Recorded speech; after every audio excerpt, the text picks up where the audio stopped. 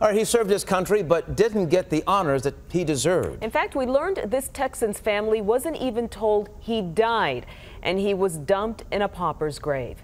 News 8's Kevin Reese tells us it took 2 years to make it right.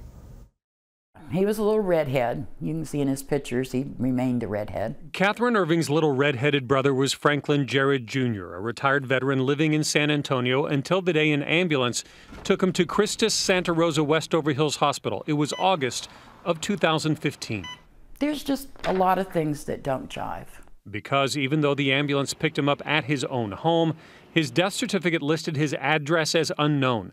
Next of kin were not notified. The 63-year-old was buried in a pauper's grave 20 miles outside of the city, and his family didn't find out until they filed a missing persons report 2 weeks later. You don't even get a chance to say goodbye. I knew my brother had problems. There's a lot of guilt. He was buried without the honors. But that was just the start of their aggravation. The family asked he be moved to Fort Sam Houston National Cemetery to be buried near his father. We kept complaining. We kept pushing. The proper permits were filed. The hospital agreed to cover costs, but nothing happened for nearly 2 years. And it's just been painful for every member of the family, right down to the grandchildren. Even the ones that haven't met him. Yeah, to know that you're dealing with this. It's a horrifying story.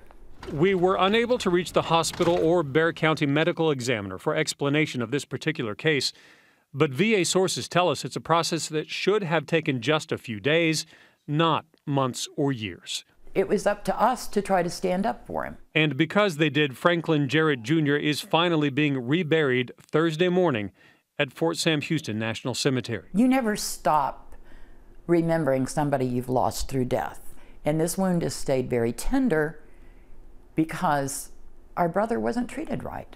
It's sort of like we finally kept our promise to our brother. But she'd still like someone to explain why it's a promise that took nearly 2 years to fulfill. In Little Elm, Kevin Reese, Channel 8 News.